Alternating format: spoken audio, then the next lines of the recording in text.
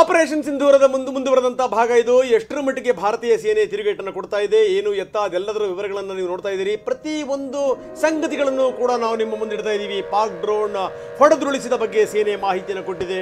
Tweet ಮುಖಾಂತರ video ಬಿಡುಗಡೆ ಮಾಡಿದೆ.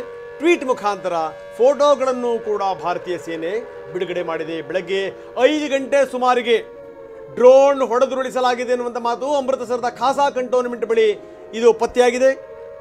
ಏರ್ ಡಿಫೆನ್ಸ್ ಸಿಸ್ಟಮ್ ಮುಖಾಂತರ ಡ್ರೋನ್ಗಳನ್ನು ಧ್ವಂಸಗೊಳಿಸಲಾಗಿದೆ. ಪಾಕ್ ಡ್ರೋನ್ ಹೊಡೆದುರುಳಿಸಿರುವಂಥ ಬಗ್ಗೆ ಸೇನೆ ಮಾಹಿತಿಯನ್ನು ಕೊಟ್ಟಿದೆ. ನಾವು ಅದರ ವಿವರಗಳನ್ನು ನಿಮಗೆ ನಾವು ತೋರಿಸ್ತಾ ಇದ್ದೀವಿ.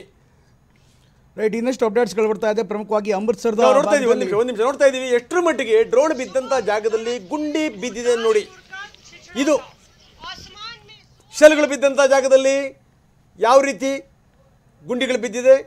ಸ್ಫೋಟ ಆದಂತ ಸಂದರ್ಭದಲ್ಲಿ ಮನೆಗಳೇ ಬೀಳ್ತವೆ ಅನ್ನುವಂಥ ಸಂದರ್ಭದಲ್ಲಿ ಸರ್ ನನ್ನ ರೆಸಿಗ್ನೇಷನ್ ಯಾಕೆ ಸರ್? ನಾನೇ ಜಾಬ್ಸ್ ನ ಕ್ರಿಯೇಟ್ ಮಾಡಿ ಬಾಸ್ ಆಗ್ಬೇಕು ಅಂತಿದ್ದೀನಿ. ಹೇಗೆ? Boss Vala B the boss.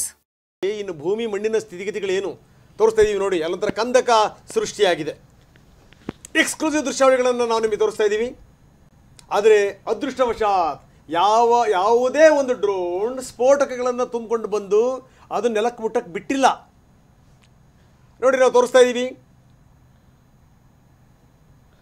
ಇದು ಮಿಸೈಲ್ ದಾಳಿ ಯಾಕಂದ್ರೆ ಅವಶೇಷಗಳನ್ನು ಕೂಡ ನಾವು ನೋಡಬಹುದು. ಈ ಅವಶೇಷಗಳು ಕೂಡ ಇದೆ. ಅದರ ಜೊತೆಗೆ ಅದರ ರೀಡಿಂಗ್, ಅದರ ಮ್ಯಾಪಿಂಗ್ ಕಂಪ್ಲೀಟ್ ಆಗಿ ಮಾಡಿರ್ತಾರೆ. ಭಾರತೀಯ ಸೇನೆ ಈಗಾಗಲೇ ಅದನ್ನ ರಿಕವರಿ ಮಾಡ್ಕೊಂಡು ಅದರ FSL ರಿಪೋರ್ಟ್ ಕೂಡ ಮಾಡುತ್ತೆ. ಒಂದು ಅದರ ಯಾವ ಭಾಗದಿಂದ ಕೆಮಿಕಲ್ಸ್ಗಳು ಇರುತ್ತೆ ಅದನ್ನು ಕೂಡ ಈಗಾಗಲೇ ಡಿಟೆಕ್ಟ್ ಮಾಡಿರ್ತಾರೆ. ಆ ಕೆಮಿಕಲ್ಗಳ ಅಧ್ಯಯನ ಕೂಡ ಆಗುತ್ತೆ. ಅದಾದ್ಮೇಲೆ ಯಾವ ದೇಶದ್ದು ಅದ್ರ ಬಗ್ಗೆ ಕೂಡ ಈಗಾಗಲೇ ಮಾಹಿತಿ ಕಲೆ